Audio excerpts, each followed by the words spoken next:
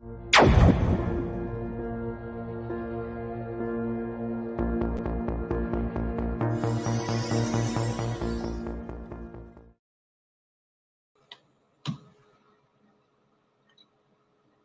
everyone, and welcome to another productivity talk from the APO Secretariat, Tokyo, Japan. I am Tanvir from the Agriculture Division. Today, we will discuss on an important topic, organic agriculture, in connection with farm productivity and sustainability. The sustainable organic agriculture contributes solutions, issues like hunger, energy use, pollution, climate change, biodiversity, natural resource management, and so on. It also focuses on solving challenges in food chains by offering healthy, affordable food, minimizing pollution, increasing animal welfare, and maximizing efficiency and productivity in resource utilization to benefit all. Organic agriculture is also contributing to the UN SDG goals in a large way. Today, we will discuss the opportunities of organic agriculture and why the government should consider organic agriculture as an important component and include at the national agriculture programs. We will hear some encouraging experience and programs from Vietnam, one of APO member countries. Today, we are glad that two eminent resource persons with us who has long experience on organic agricultural sector. Hello, Mr. Gábor. I know it's a very early morning in Bonn. Thank you very much for joining with us. Thank you very much, Tanvir. Good afternoon, everyone. It's my pleasure to join. Thank you, Gábor. Mr. Gábor Figeczky is Senior Manager of Global Policy at IFOAM-Organics International. The global umbrella organization for organic agriculture movements is advocating for a churn towards truly sustainable agriculture and food systems that based in Bonn, Germany.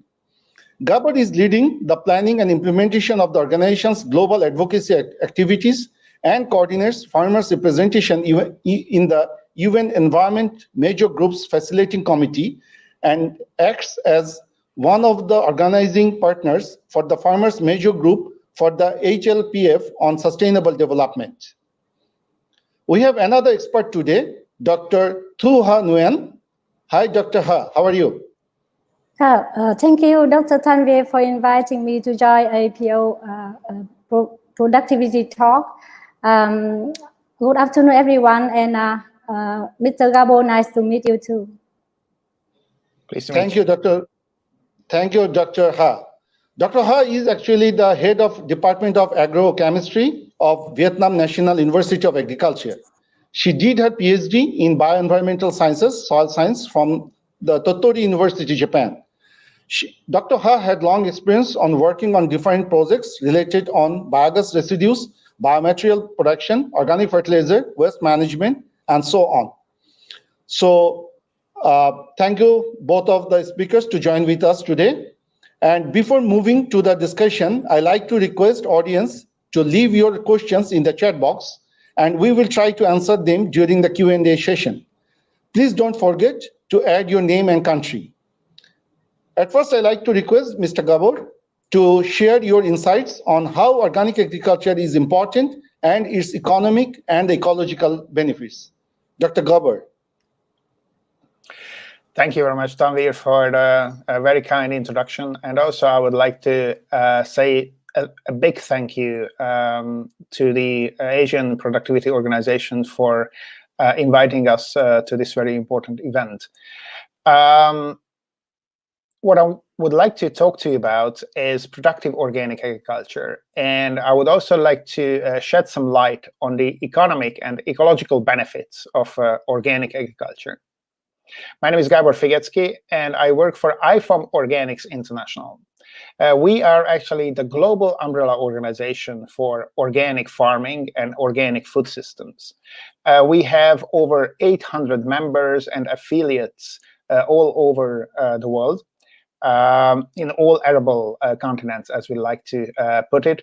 Most of them consist of the organic movements, so they are civil society organizations, but we have quite a few big private sector members in the movements as well. We who deal with agriculture, we hear it too often that agriculture is ruining our planet. there is a lot of global issues with agriculture. We still know that even nowadays, although we produce enough food to feed the whole planet, there are people, more than 800 people going hungry every day. And there are other issues like climate change. We know that agriculture is also responsible for almost 1/3 of the global greenhouse gas emissions. I know how agriculture is a driving factor for biodiversity loss. And there are lots of other global issues, you just name it. Nevertheless, I can tell you that agriculture, if it is done differently, it can also be part of the solution of all these global issues. So if we get it right with agriculture and food systems, I think we can also get it right for people and the planet. And what I've brought to you today is a system, organic agriculture, which is a dynamic farming system, very much based on the science of agroecology.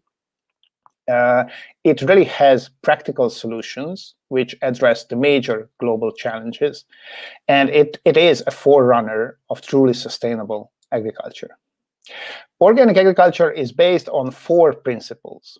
The first principle is the principle of health, and when we talk about health, here we mean the health of soil, the health of plants, the health of animals, humans, as well as the whole planet.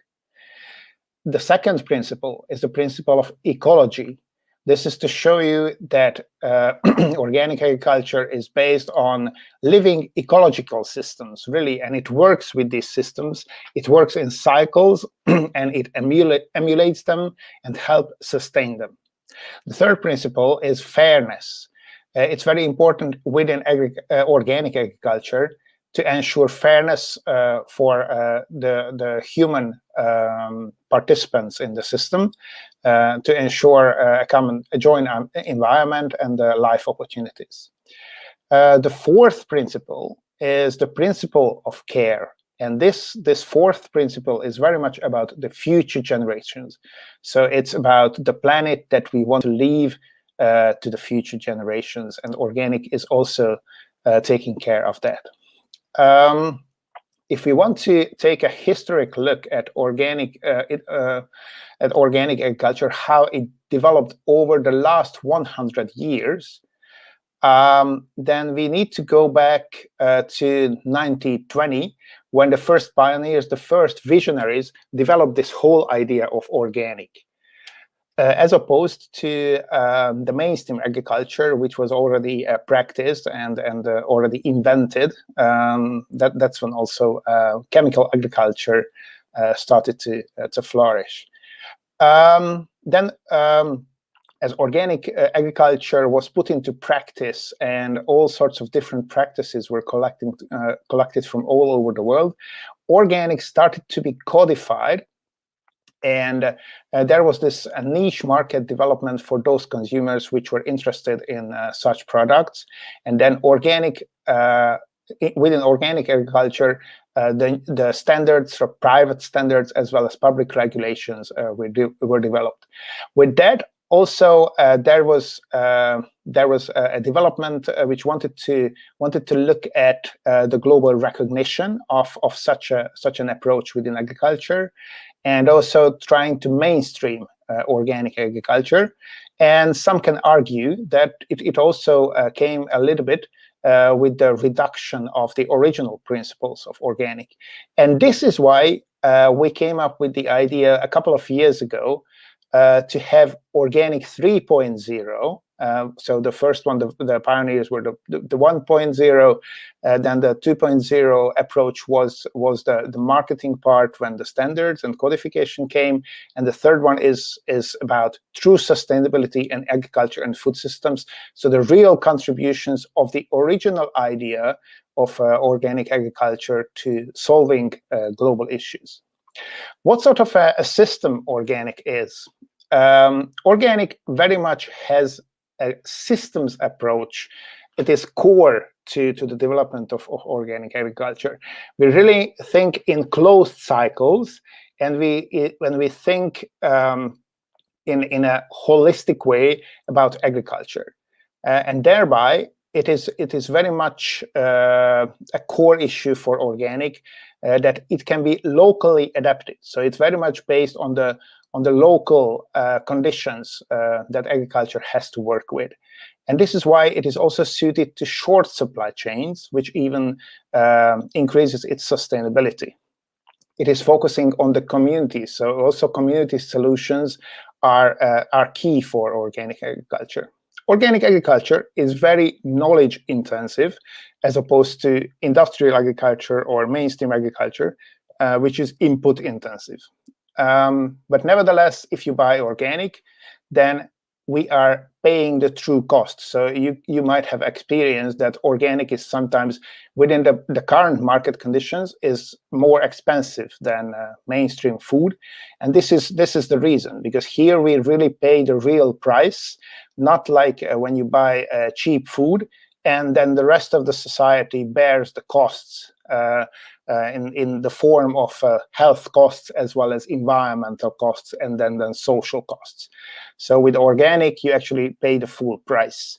But that also means that we cannot just tweak or adjust the existing food systems. We need a fundamental transformation.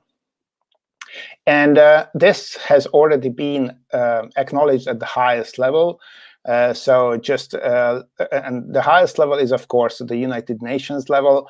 And if you just take this one example for this report from the United Nations Conference on Trade and Development, it identifies or defines organic agriculture as one that offers real solutions in the sustainable agriculture discourse. So for the last couple of decades, organic finally got to this acknowledge at the highest level possible.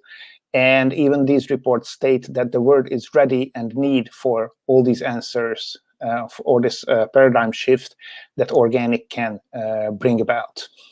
Also, it's important to say about organic agriculture that this is one of the best suited form of agriculture for smallholder farmers, which still produce the majority of food in the world, and who are the most agricultural workers and farmers in the world. Because to add these good organic practices to their, by adding these good agricultural practices to the traditional methods, they will have a better soil nutrition, they will have improved pest and disease control, a better water use efficiency, better weed control, you name it. You would have eco-function intensification. And yes, all this will lead to a significant increase in yields for smallholder farmers. So over the last couple of decades, lots of scientific proof have been gathered that organic agriculture is capable of reaching comparable levels to conventional agriculture. And here I would just like to show you a couple of slides which give you examples of those research pieces that have been done in many continents in the world. So we have data, for example, from the US on corn and wheat systems. We have examples from Switzerland, because there is this big organic agricultural scientific institute in Switzerland that is actually doing long-term field trials comparing organic to conventional. And you can see how much better organic can actually do, in particular when you have extreme climate events. And we know very well that these extreme climate events are just becoming more and more frequent, and in many of the continents you can already experience this. So here you have other evidence brought to you by scientists in Wisconsin, or for example, the Rodale Institute has a very classic long-term trial that shows these results. And as this research have been going on for decades now, the results of this have already reached, again, the highest levels. So here you can already see quotes from UN reports, so and really high-level people like the Secretary General of UNCTAD or the Executive Director of the UN Environment Program. This one is about East Africa, and it's quite clear from this that to make Africa, for example, food secure, but we can talk about Asia in this context as well, because food security is also an important issue there. Organic agriculture is a much more suited system for these smallholders for their livelihoods than conventional agriculture. On top of the yield issue, I think as organic takes this holistic approach, it's very important to talk about all aspects of sustainability. So as you can see here on the slide, if you compare conventional to organic in all aspects of sustainability, then organic has quite an even performance as opposed to conventional, which is doing very good on yields as well as nutritional quality. Total costs is not that bad, but if you look at the total, so if you look at soil quality, energy use, biodiversity, or even worker exposure to pesticides, it's quite clear that overall comes out much better. This is a recent study from Regnald and Vector that shows this. So all that makes it quite clear that organic has solutions, and it can contribute to this big set of goals that was designed 5 years ago by the United Nations, the Sustainable Development Goals. And at that high level, it has already been acknowledged that food and agriculture, so food systems, play a key role in each and every of the 17 goals that have been defined. And yes, organic has the answers to all the Sustainable Development Goals. So the question is how much organic we have in the world. Can we measure it? Yes, we can, and yes, we do. So for the last years and for the last couple of years, what I can report to you about is a constant and steady growth of organic agriculture. So here you see the growth for the last 10 years in terms of agricultural land, how organic has gained more ground, and also the number of producers, organic producers, also shows a steady growth. And on this slide, you can also see how big of a role Asia is actually playing in this growth.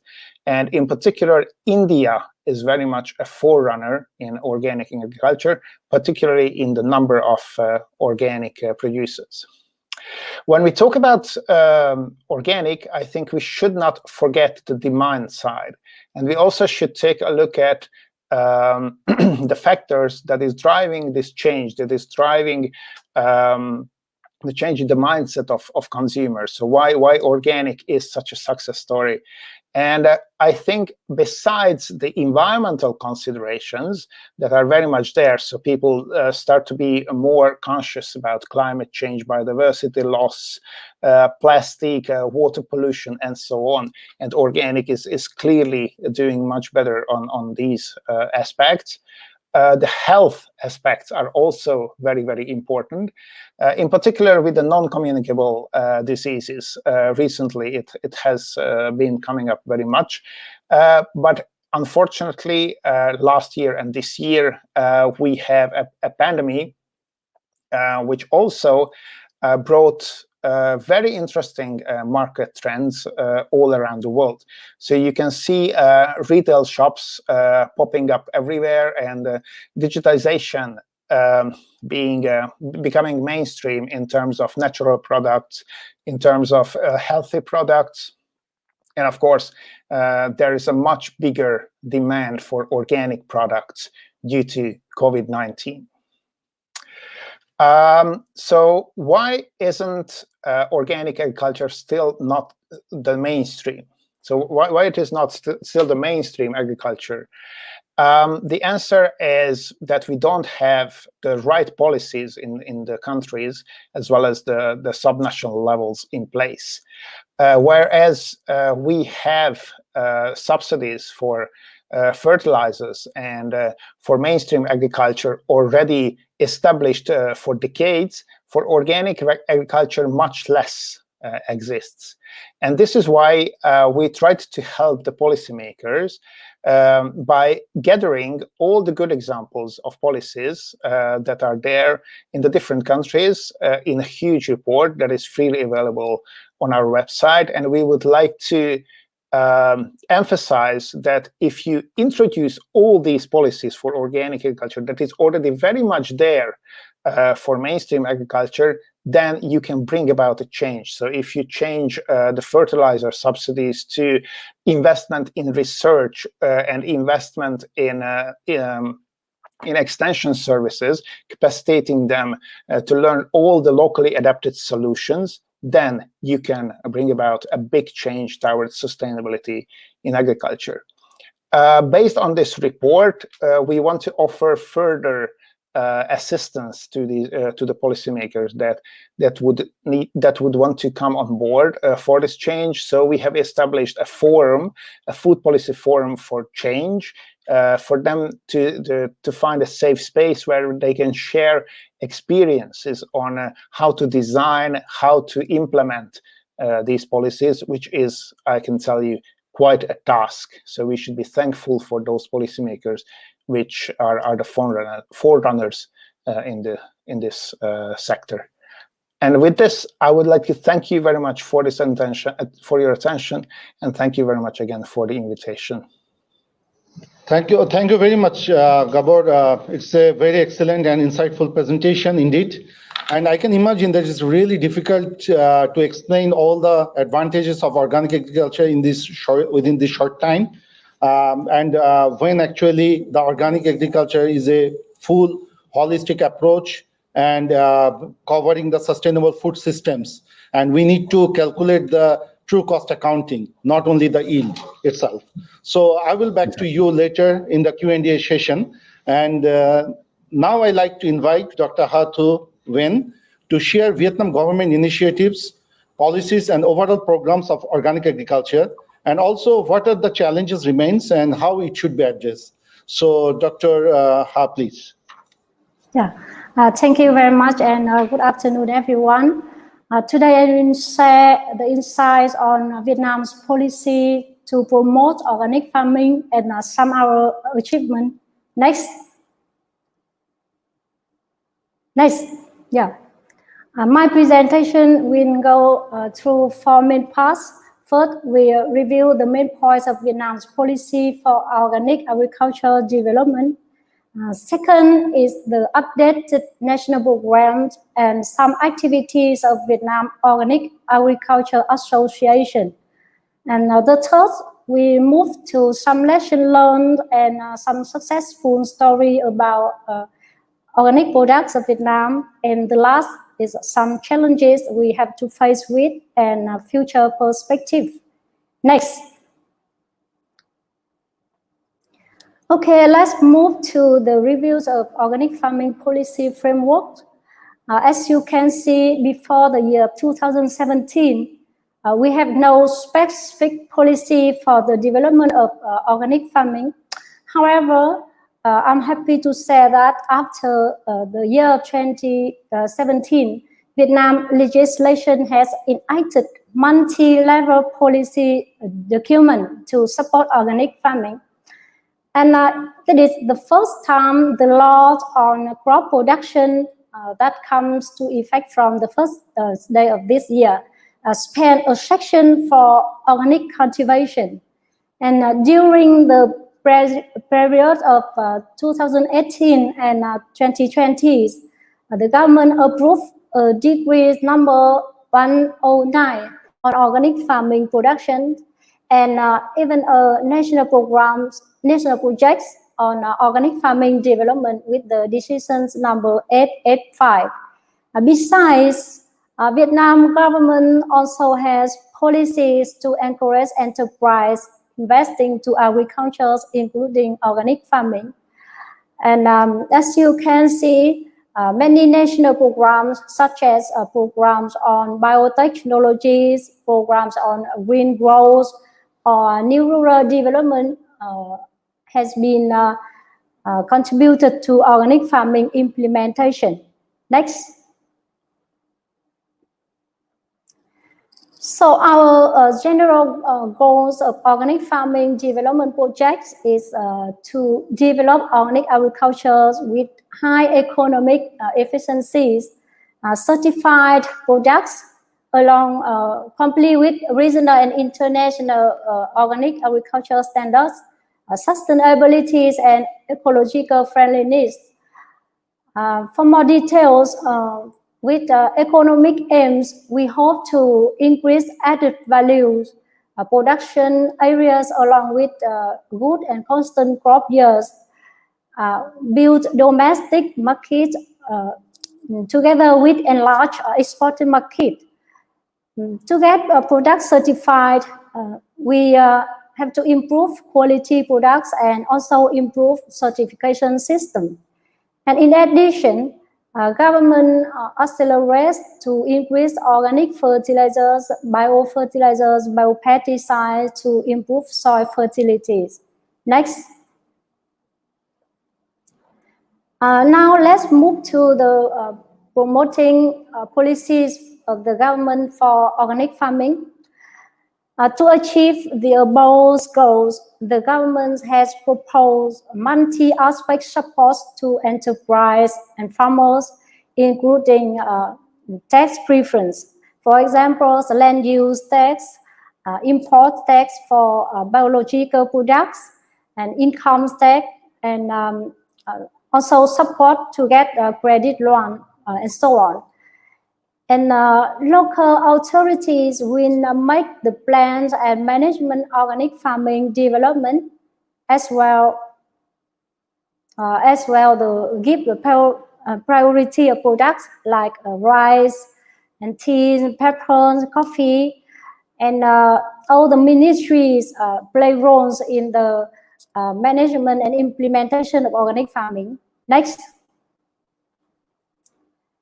For us, scientists and education organizations or research institutes, we also encourage to research, transfer, and application of high-tech on organic agriculture, and especially focus on plant varieties, productions, and testing organic fertilizers, biofertilizers, biopesticides, and so on. And the government also has policy for promoting development and use of organic fertilizers. Next, please. With the certification system, please pay attention to the domestic standard. Besides PGS certification for organic products, other domestic certifications such as safe products, VietGAF, Vietnam Green labels are also used to prove quality products. This certification is not for organic products, but will have enterprise and farmers gradually familiarize with monitoring process and raising awareness about safe and sustainable agriculture. And you also can see we have set up approved national standards. Some national standards define the requirement for production, processing, labeling of organic agriculture, and we have some national standards for organic biofertilizer, biopesticides, and we also have national standard for organization that are responsible for organic certification. Next.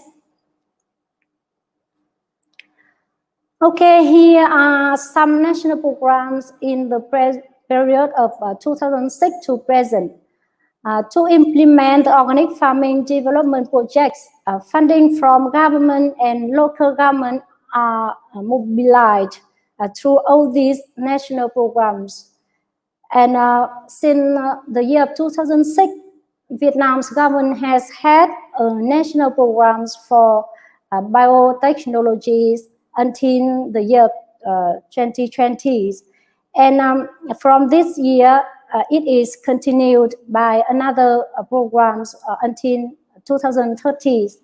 These programs have provided research support to the field of biofertilizers, biopesticides, biotechnologies, as well as facilitating enterprise in investing and producing biotech products. Next. Next, I will tell some information about Vietnam's Organic Agriculture Association, VOA. The organization was established in the year 2011, and the member of VOA is increasing every year. Now it has about 500 members, including scientists, farmers, consumers, enterprise, and cooperatives, and so on. And the main mission of the organization are willingness expression, raising awareness about organic farming, supporting related service on organic farming, and some similar things. But the most important mission, I think, is collecting and providing information to promote policy making process. Next. Well, in my opinion, the activity of VOA may be closely linked to the lesson learned about Vietnam organic farming. First, we have improved the regulation, policies, and national standards for organic farming. You can see that in the last 3 years, the system of policy document, national standards, and projects for organic agriculture was developed and issued. And PGS certification is increasingly effective, and more products are certified. The second is the investment for research and technologies. Since the year 2006, government has funded for many research and projects on organic farming, biofertilizer, biopesticide, and biotechnologies. Although the investment for this topic is still small number in comparison with totals, but it indicates the interest of government in the development of organic farming. Next.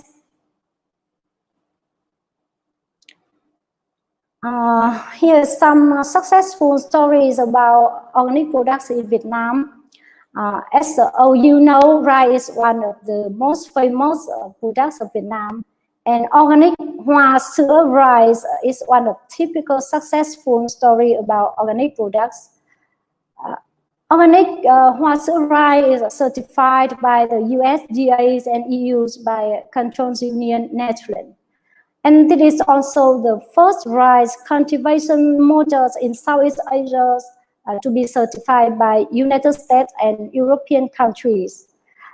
Besides organic rice, Minh Phú stream, next, Minh Phú stream with Minh Phú with the stream organic, and Ecolink with organic teas, and Lương Quế with coconut, organic coconuts are the most popular organic products of Vietnam in both domestic and export market. Next. The last is some challenges and the future perspective of organic farming in Vietnam. Besides initial achievements, Vietnam is now facing with many challenges in the development of organic agriculture. Because of ensuring food security, we still have to emphasize on quantity with intensive farming that use a large amount of chemical fertilizers and pesticides. And the organic production scale is still small. Organic farming is also not much attractive to farmers due to the low production efficiencies and incomes. and of course, complex monitoring process on soils. Another challenge is consumption markets. In some recent years, domestic consumption is low due to limited awareness of organic products values and also low income of majority consumers. And the export market has not yet expanded because of the strict requirement on products qualities and high cost of certification. And the last, I think, is a lack of human resource and organic inputs. Also, the issues that investors need to handle. Next. For the future development, in my opinion, it is necessary to make a plan for developing both domestic and export market.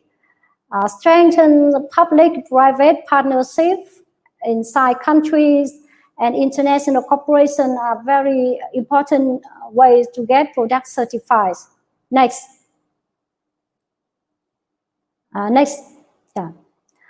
Human resource trainings will create a highly qualified workforce and have to raise awareness of organic farming in societies. And Vietnam should establish large-scale production zones along with value chain to improve commercial agriculture capacities. And building trust in organic products need to be focused to increase domestic consumption. And the last, I think, research and technologies, especially high-tech application, will have to increase productivities, production efficiencies, and income of farmers in the futures. And next, that's all for my presentation today, and thank you so much for your attention. Dr. Ha, it's a very good, insightful presentation, and even so far I know the Vietnam government has very good some programs, particularly on organic, smart agriculture and digital agriculture promotion. And the government itself also has some package for some incentive for importing the goods from abroad. So the Vietnam government is a very good example, and we really appreciate the government initiatives. So I'd like to request the audience to post your questions in the chat box so that we can try to address as much as possible your questions and queries. So I just want to ask first Mr. Gábor, that how will organic be able to keep the pace with the technological development going on in agriculture, such as precision agriculture? What's your comments on that? Thank you very much, Tanvir, for this very interesting question. I think it's very relevant to take a look at the different approaches to productive agriculture. Still nowadays, many people like to picture organic agriculture and agroecology as some form of an undeveloped or underdeveloped means of agriculture, which it is actually not at all.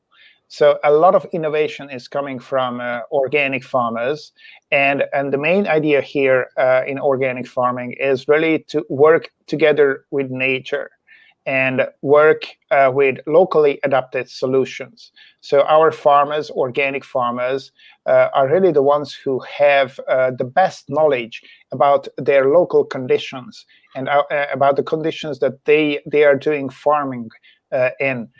So these are farmers who bring all these innovations.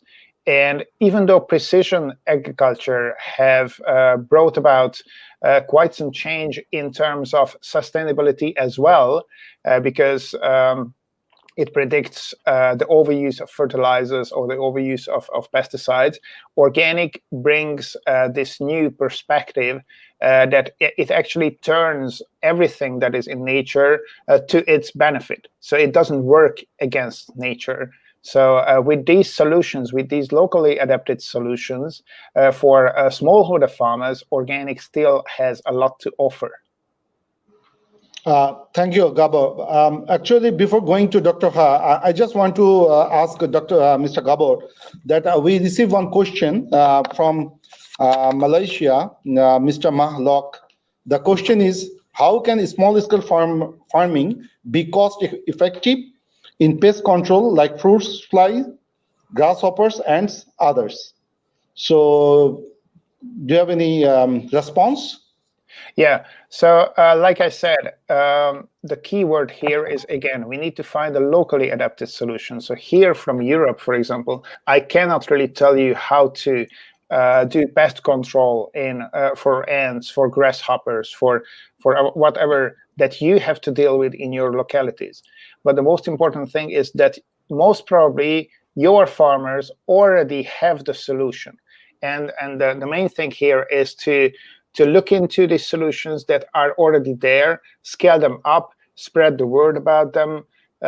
So that would be my suggestion, to invest into all this knowledge that is already there, and distribute all this knowledge. Yeah, thank you, Gábor. I totally agree with you that the solution should be the local perspective. Of course, that is the main situation. But in addition, I like to recommend Mr. Locke that you may hear that recently the insect ecological engineering is getting very popular in many countries, in addition of biopesticide or different type of traps. So you may try to use even the ecological engineering, organic ecological engineering concept, which probably could be useful to your context. So I'd like to ask Dr. Ha that what is your impression, or what you think that the potential area of organic farming in Vietnam? Thank you for your question.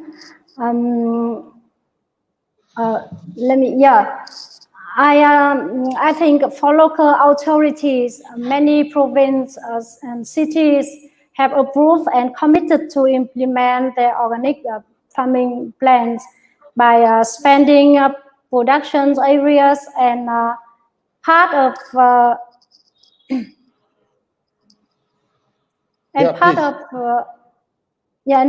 local budgets on supporting organic farming and OCOP programs. For scientists, I think their presence in the implementation of organic farming is increasing evidence, with the activities on researching, transferring technologies, human resources, trainings, and strengthening international cooperation. And I suppose that collaboration between local authorities, enterprise, scientists, and farmers is important in the effective implementation of organic farming. Thank you, Dr. Ha. One question actually we received from Pakistan, Ms. Rukhsana Zafar, and she wants to know that how many certified organic farms in Vietnam? Do you know the data? Actually, I understand the question, but it involves with the statistic information. So I will give I will give the feedback later. Okay. Thank you very much. Maybe if I can add to that.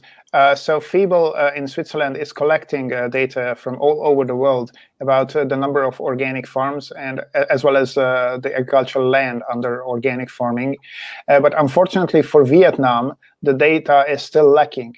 So it's very much a challenge and an interesting maybe an invite to the organic movement there to provide simply the data. I know that in many countries it's very difficult to collect the data. Yeah, thank you. But I know that organic agriculture is very much developed in Vietnam, so this is why it would be actually make us stronger to have the actual data. Thank you. Thank you, Gábor, for your supplement. Actually, Mr. Mahlok, Malaysia, he also wants to know from Gábor that should like to have a website on success cases or studies on supporting policies for organic farming. Yes, so like I presented in my presentation, so we have on one hand this report. So maybe, I don't know if we should go back to that slide, Tanvir, to show it again. So we have this huge report compiled with all the cases. So if I can, you can share, please. Gábor, you can share, please. Yeah.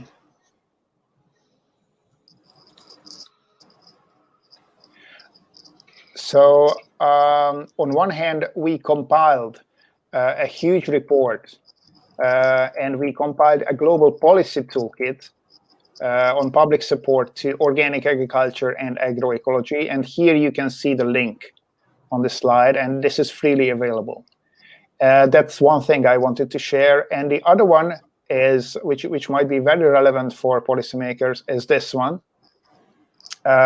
So you can actually join this platform. So if you simply Google Food Policy Forum for Change, and you just click on the register button so that we can actually see you and get in contact with you, then you would be able to learn directly from other policymakers all around the world about their experiences in designing and implementing all these schemes. And I think Tanvir has all my contact details, and I would very much encourage you to get in touch with us if you want to get engaged in this. Thank you. Thank you, Gábor. You may like to also reference another good reference which FIVOL actually publish every year, that World Organic Book. And yes, that actually also supports the update information of the countries or different continent. And probably that is also a very good source of information that published by FIVOL. That's exactly what I was always referring to in my presentation, and also in the Vietnam case. And this is how we know that still data collection is struggling there. So the scientists there try their best really to collect all the information available from all the countries. So Dr. Ha, your contribution is very much welcome to this. Thank you. Yeah, thank you. So I have one question to Dr. Ha, that what is the motivation level of local authorities and scientists in implementation of organic farming in Vietnam? As I talked before, for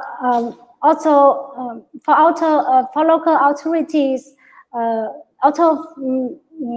local authority have to commit to implement their organic farming.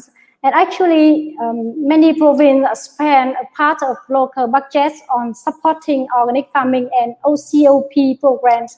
I think you know OCOP programs. And for scientists, I think the roles of scientists is more and more increased in in now and futures with the activities on researching and technology application in organic farming, and also strengthening international cooperation. And I confirmed again that collaboration between local authorities and scientists together with enterprise and farmer is very important to implement organic farming. Yes, thank you, Dr. Ha. As you know that ALGOA, Asian Local Government for Organic Agriculture, that is the head office is located in South Korea, Republic of Korea. Actually, they are working for the involvement and the inclusion of the local government, working with central government and different enterprise. And ALGOA is now very effective in Asian countries. So maybe that is also very important to have a good connection and involvement and work together with the local government authorities. Very much important, this issue.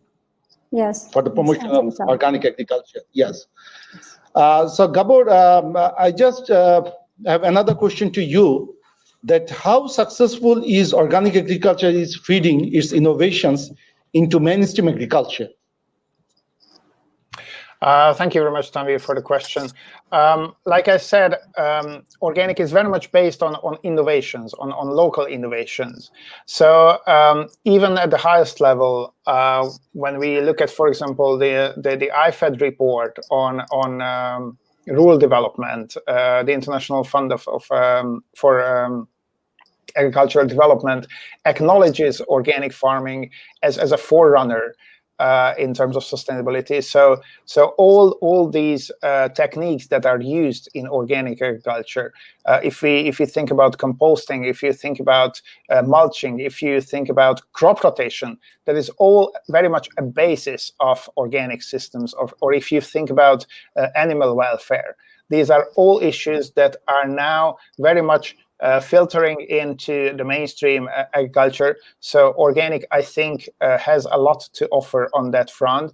And well, of course, we very much embrace an approach where you really take this holistic view at your system, and you turn your whole farm, your whole system into organic. It is also, we should not forget about the contribution of organic agriculture to mainstream agriculture, or to intensified agriculture through all these different techniques that it is using, and that can just as a technique be transformed into other mainstream systems, because organic agriculture brings, with these systems, brings actually resilience to all sorts of systems, because that's where organic is very strong. First, you have maybe you have some sort of a drop in the yield, but it evens out over time. And also, if you look at a longer term, then because of the resilience of the system, you don't have any yield loss in any year, even when you have extreme climatic conditions. Thank you, Gábor, for your explanation. Dr. Nguyen, in your presentation, actually, you mentioned that the organic input availability is one of the issue in Vietnam context. So what do you think that how it can be improved? How the shortage of organic input in Vietnam can be improved, if I say simply? Yes, thank you. I think to improve organic inputs, organic farming in Vietnam, it is necessary to have strategies for the productions and supply of organic fertilizers, organic biofertilizers, and biopesticides. Fortunately enough, Vietnam government had a policy to encourage enterprise and farmers to produce and use organic fertilizers. So Vietnam can increase domestic organic and biofertilizer, biopesticide production. We can using organic raw materials, such as we have peat source with a large reserve, and agriculture byproducts like plant residues, animal manures, herbal medicines, and native microorganisms to produce B&B products. And also, I think that organic inputs also can improve with imported products also. Thank you. Thank you very much, Dr. Ha. I don't know, Tanvir, if I can add to this question just very quickly, because I think here it's very important that we so we change a little bit the mindset, because we have a lot of subsidies available for non-organic fertilizers in many countries. And if you just increase the investment a little bit into research in organic inputs, and if you increase the investment in teaching the extension services to use them, and to simply boost the knowledge base a little bit about all this, and turn the investment from mainstream agriculture to organic, that would be, I think, the solution. Yes, thank you. Thank you for providing information. So, Gábor, we received one question from Fiji, Gan Jalat. The question is, do you think aquaponics will play a critical role in organic farming globally?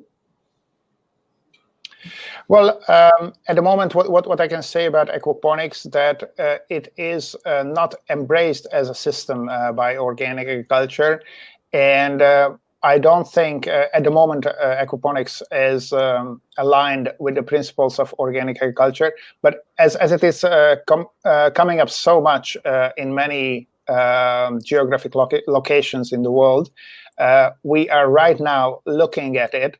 And we have scientific committees evaluating what role it can actually play in organic agriculture in the future, or what sort of a position organic farming should have towards aquaponics. We very much recognized this importance that it is gaining. And I think in a few years we will have the answers, which we don't have at the moment.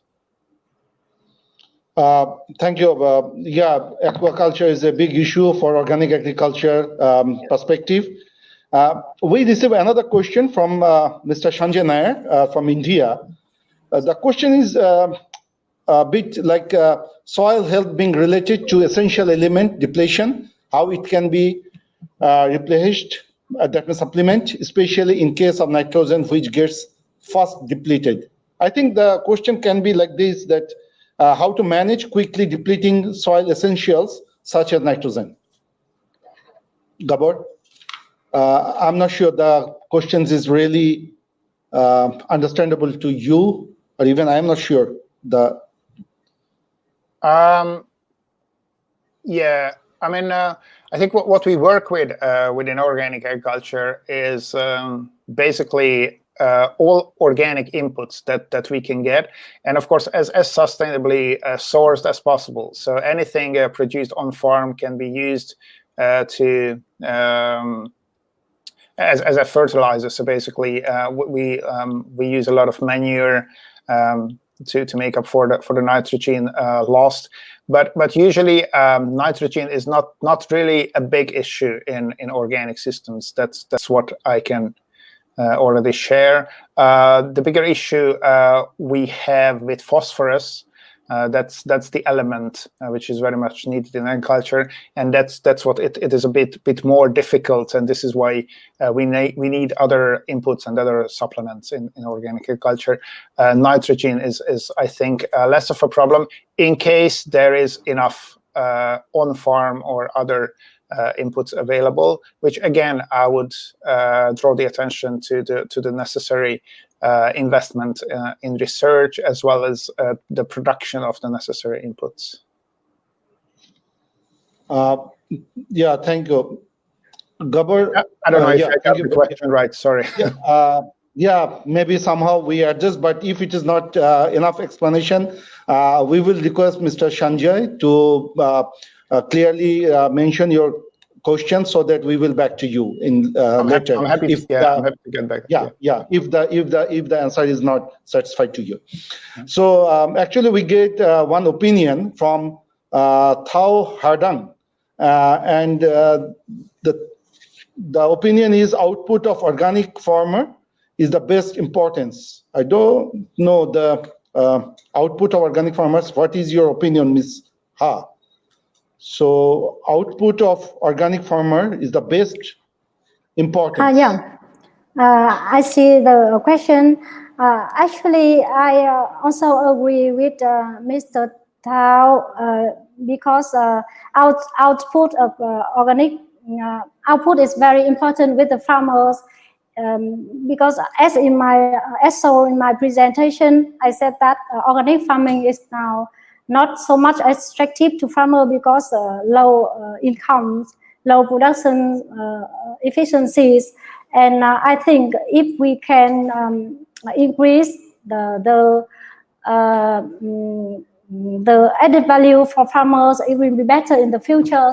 But I think organic agriculture will be contributing more and more to food securities with the good and constant years, and I think that is the important session to improve the added value for the farmers. Thank you.